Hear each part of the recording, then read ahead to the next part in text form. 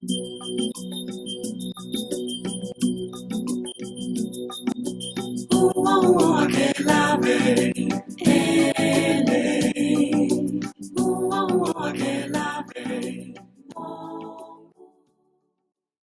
Matters TV's guests today, three gentlemen: Dr. Hugh Hunt, Department of Engineering from Cambridge University; Matthias Honegger, the Institute for Advanced Sustainability Studies, Perspectives GmbH; and Dr. Douglas Martin, a research professor from the California Institute of Technology, otherwise known as Caltech.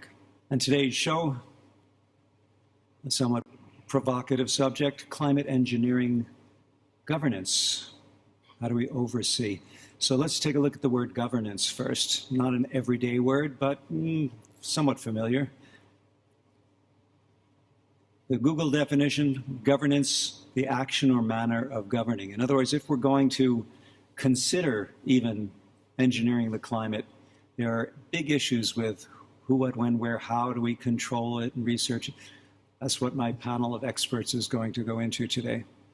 So the first question: what do greenhouse gas emissions scenarios say? I'll start with this. This is basically, of course, the reason that we're all here. This is the reason why we have the UNFCCC and we have the COP process in the first place. And this is basically the picture before the Paris Agreement. That upper line is basically business as usual. That's sort of the pathway without any climate action, without any concern over the climate. And if we actually want to be headed towards 2 degree, let alone a 1.5 degree target, we need to be down on the blue line. So these are in gigatons of carbon dioxide. So these are really, really big numbers. And back in 2010, we were at about 47.5 billion tons of greenhouse gases expressed as a CO2 equivalent emitted globally. If you look at 2020, according to business as usual, that would have expanded to about 56 billion tons of greenhouse gases. But if you want to be on a pathway towards a 2 degree world, you'd have to reduce that down to about 52 billion tons. And if you start looking further out in time at 2030, business as usual would have been more like 65 billion tons of greenhouse gas emitted.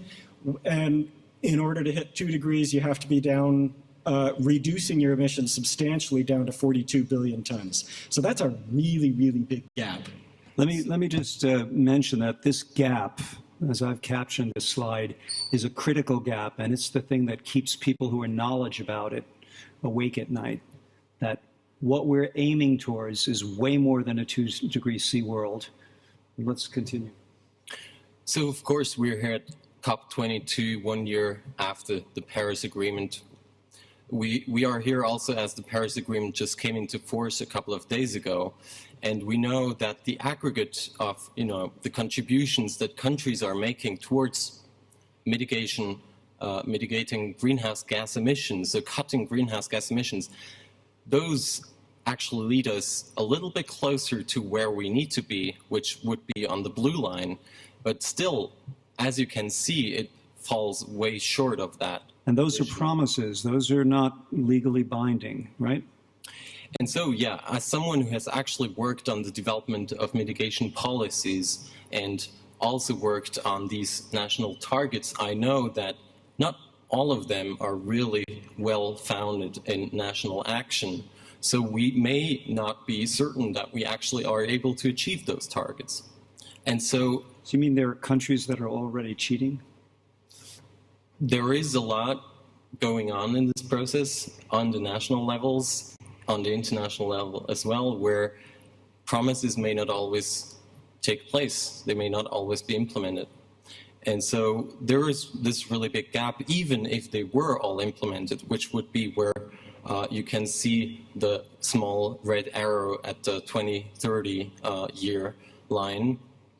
So this is a huge gap, and this is a huge challenge, not only to mitigate, but also to go beyond that if we want to keep the temperature goals, temperature rise to well below 2 or even 1.5 degrees by the end of the century. And so there is a role for some new concepts that are coming into this conversation, and that's removing that carbon from the atmosphere. And with that, there's of course a whole host of challenges that is associated with that. Taking CO2, invisible, colorless, odorless gas, out of the atmosphere. Exactly. How? So first of all, the question how? Who's paying for it? And of course, also, most of these technologies are at this stage not fully tested, in particular not at the scale that we will need them to achieve this downward path. So my question to Hugh would actually be, well, what are the examples that we know of, and how do they work on a technical level? Well, if we think about extracting greenhouse gases from the atmosphere, the big one is CO2. There are others like methane and nitrous oxide, and the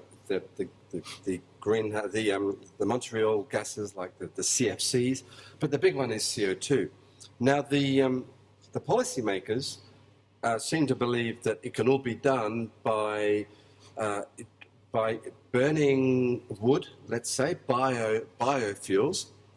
So we grow lots of trees, as shown in this diagram. We then burn wood, not coal, not gas, not oil, and then we take the CO2 out of the flue stack, out of the chimney of the power station, and we put that CO2 deep underground somewhere in some geologically stable place.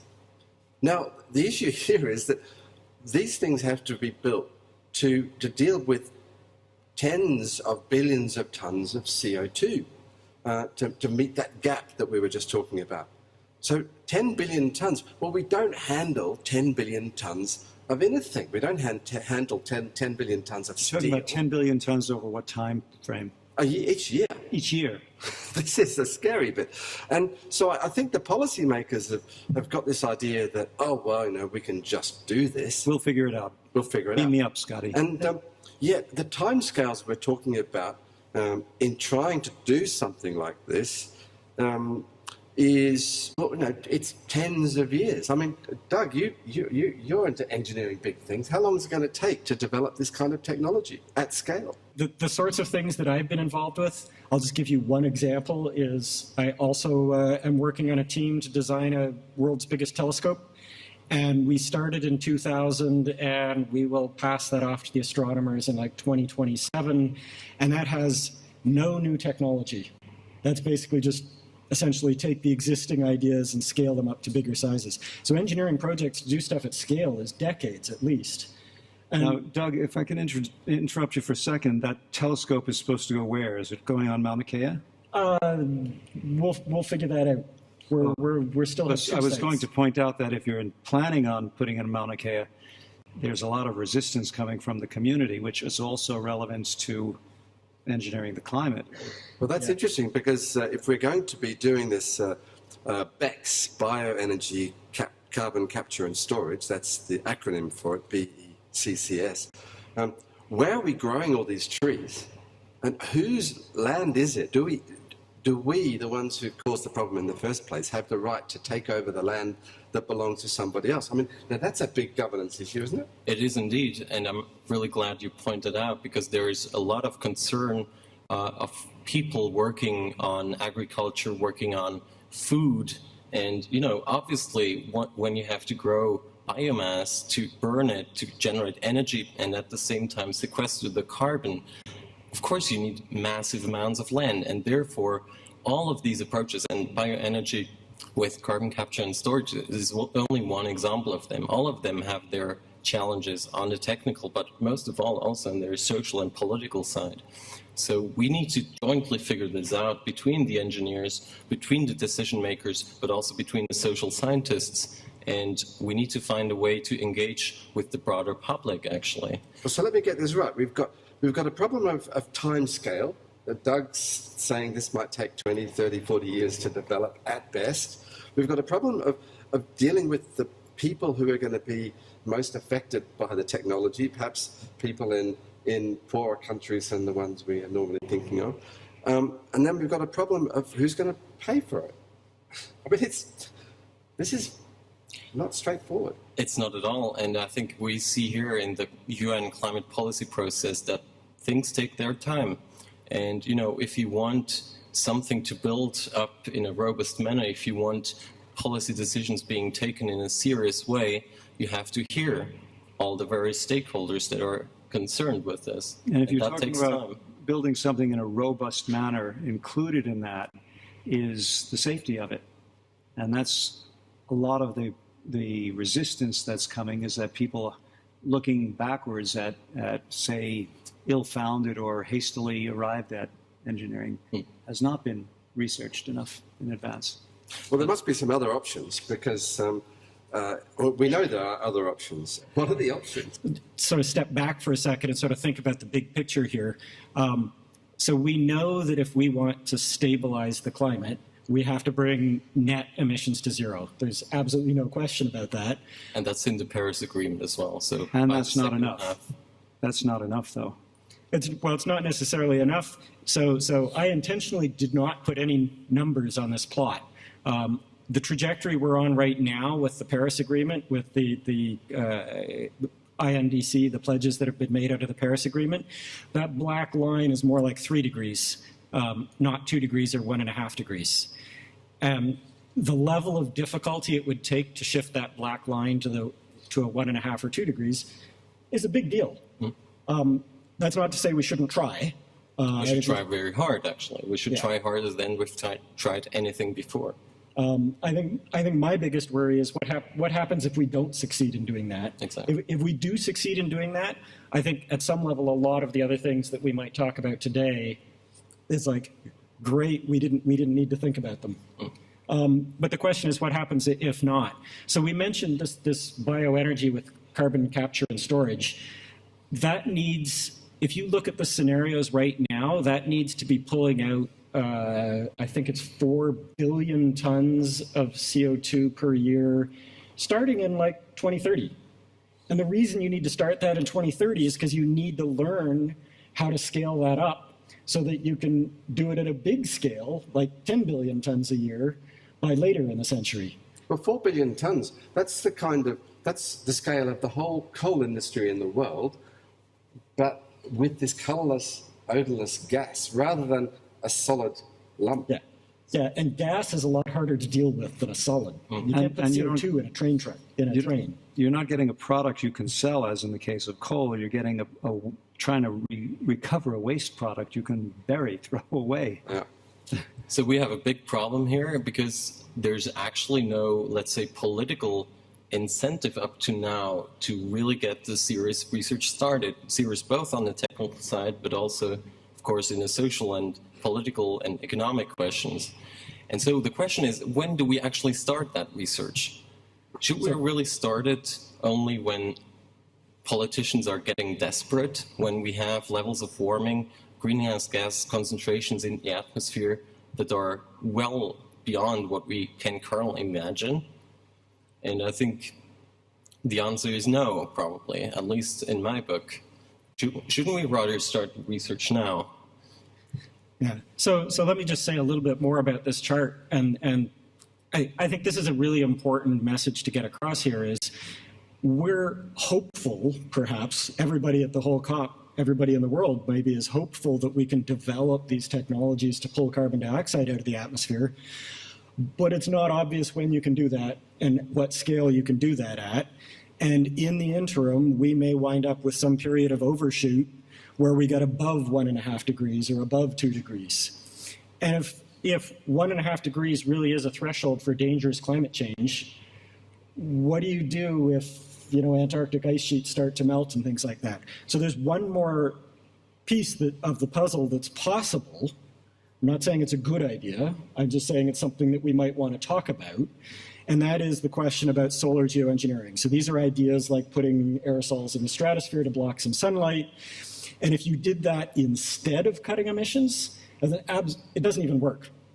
But if you do that on top of cutting emissions, if it's a separate decision in some sense, then I'd say it's plausible. Right. And so what I really like about your slide there is that it shows the big picture. It shows that all of these approaches can only be discussed sensibly if we look at the big picture and if we consider cutting emissions more drastically than ever, taking the carbon back out of the atmosphere where we dumped it, and then maybe also consider what would be the implications of doing this type of direct interference in the climate system? Again, also, I am not saying that it's a good idea. Frankly speaking, I'm terrified of it, and I think the whole research community is terrified of it. But we need to be talking about this, because otherwise we might find ourselves as an international community in a situation where someone will think it is a great idea, and someone might actually just go ahead and do it. And so we need to have a very honest conversation, because these direct interferences in the climate system, they are at the same time, maybe they may be hope, they may be nightmares, they may be both for different people, but we don't know yet. And given that this is actually truly a global intervention as an idea, the risks, of course, the physical risks, but also social and ecological risks are huge. And so, in my view, governance, the quality of governance will critically affect the outcomes. And what do I mean by that? It means, in my view, that we need to have much more participation in this process. We need to engage with people of all walks of life, with organizations of all types, not just in the research community. We need transparency in doing that. So we need a way of engaging on a political level that is transparent.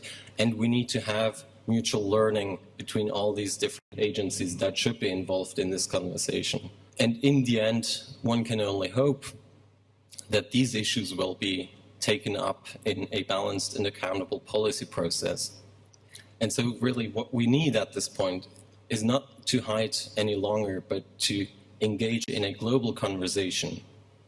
So if you're thinking about reflecting sunlight, then this is the way you might cool the planet. Now, let's actually get this conversation going now. I'm going to talk about some geoengineering technologies. Suppose you're looking at the Earth from outer space. You'll see that it's kind of milky, whitey, cloudy surface, and that whiteness reflects some sunlight. Now, if we look at this picture here, you'll see that actually these are tracks from ships on the ocean, and you'll see that the exhaust gases from the funnels of the ships, the particles in those exhaust gases create clouds. But should we make machines that do this for us? Why don't we make purpose-built machines to create whiter clouds? So this cloud whitening project is actually something that's really seriously being thought about. It might take 20 years to develop these machines to get them to work properly, but they're not going to be free. They're going to cost something, and building them is going to be some admission that we failed to meet the Paris Agreement targets by other means. We're having to do this rather ugly thing called geoengineering. But who's going to be in charge of it? Who's going to fund it? Who's going to say, yes, that's a good idea? How do we get that going? I'm sorry, for people who are viewing this, I've seen this slide before, but what is that ship doing? So it's a ship. It's an autonomous ship. It's meant to be solar powered and wind powered, and it sprays salt water up into the sky. Ocean water. Ocean water. And the little particles of salt precipitate clouds and make the clouds whiter.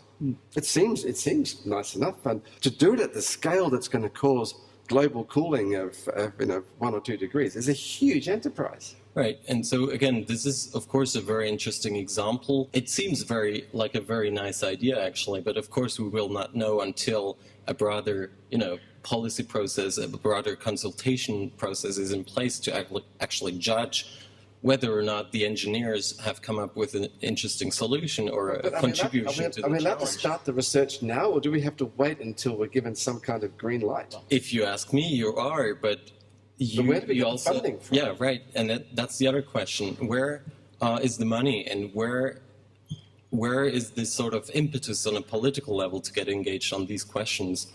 Well, see, it's interesting, even getting back to this BECCS thing, the bioenergy with carbon capture and storage. This is kind of an illustration of how you have to store the CO2. This is a huge exercise as well, and the money seems to be, we can have money to do this, but there's no money to think about geoengineering. Well, why not? And we should have this discussion about why we can put billions of dollars of research into BECCS, but no money of research into geoengineering. So, Hugh, you did actually have a research program to do some work in geoengineering, right? Yeah, well, here's an example of where things go wrong, because we had an example. This is a project I was involved with called the SPICE project, which stands for Stratospheric Particle Injection for Climate Engineering. And the idea was to emulate volcanic eruptions. If you think of Mount Pinatubo, for example, in 1992, it erupted and caused about a 0.5 degree cooling, which lasted for about a year. So maybe we could pump the same stuff, sulfur dioxide, that Mount Pinatubo put high up into the atmosphere. We could pump that same stuff into the stratosphere. Our idea was to have a big balloon up there and a pipe and to pump stuff up. The thing is that when we started even thinking about doing experiments, we were told, no, you can't do experiments because the governance is not in place. Well, is that a reasonable response, Matthias? I don't know. That is a very difficult question because, of course, nothing of this is happening in an empty space, legally speaking. But at the same time, laws have not been made and international agreements have not been made with this particular technology in mind. But we're running out of time. We are, and that's another reason why we need to have these discussions in the policy areas, in the climate policy area, but also on all levels with research funders. For instance, we need to engage with them to convey that urgency and to better understand what the concerns are with going ahead with this type of research. But see, nobody thinks that this kind of technology is a good idea, but if we fail to meet our quite ambitious targets as laid down in Paris last year, well, what choices have we got? I mean, I don't know whether, Doug, you've got concerns in this. Yeah, I think my biggest concern would be really much more it's the counterfactual. So what happens when if we find ourselves in 2040 and the research suddenly says, actually, we've already destabilized the West Antarctic ice sheet and we're headed for 4 meters of sea level rise? I think that's actually a real possibility. What happens if there's a heat wave and some tropical country suddenly discovers that it has no food crops because they've all died of heat stress? Well, so that's why we have to have this conversation starting now. Well, in fact, some of us have been talking about it amongst ourselves for perhaps 10 or so years. You've been working on and off with geoengineering, Doug, since 2006. So it's 10 years ago when this conversation began happening within the research community, but it's really odd that the conversation hasn't got out beyond that. It needs to, doesn't it? It sounds like it's a taboo conversation. It's a political hot potato, I think. And I think part of that is simply people's fear that this is being proposed as an excuse not to mitigate, rather than thinking about this as something that might help us reduce risks further. Right. Yeah, so I was fortunate enough to sit in on a couple of discussions, including with negotiators at the COP in Marrakesh here. And this is a very prominent fear. Negotiators are trying to push as hard as they can to get ambitious mitigation going. And if they sense that talking about this issue will reduce their argument, they are afraid that they are actually working against themselves. Actually, what we have seen with the very limited, so far rather limited evidence in the social sciences, we have seen the contrary happening.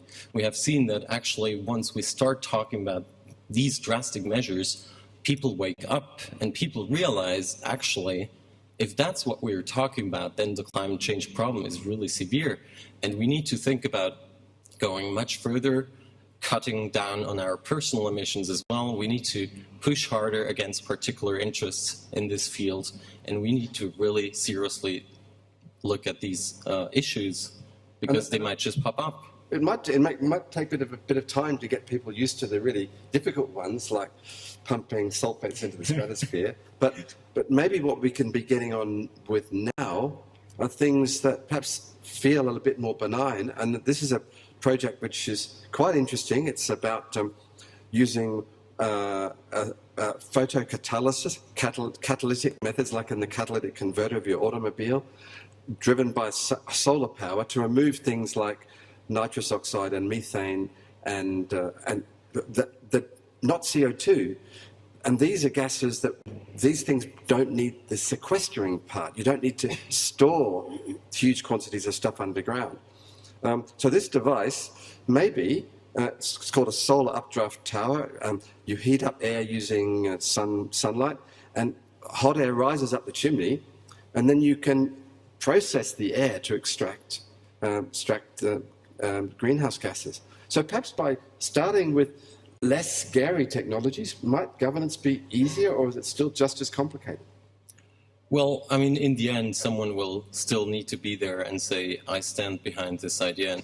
And this is, of course, it's like a journey. We don't know where we're really headed, but we know that by hiding, behind our political statements, we can't go on emitting as we do. And we need to be discussing about these things as well.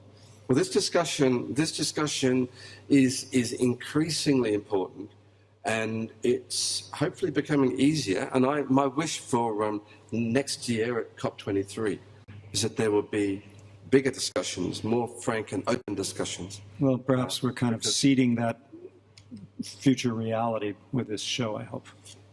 So I think that's right.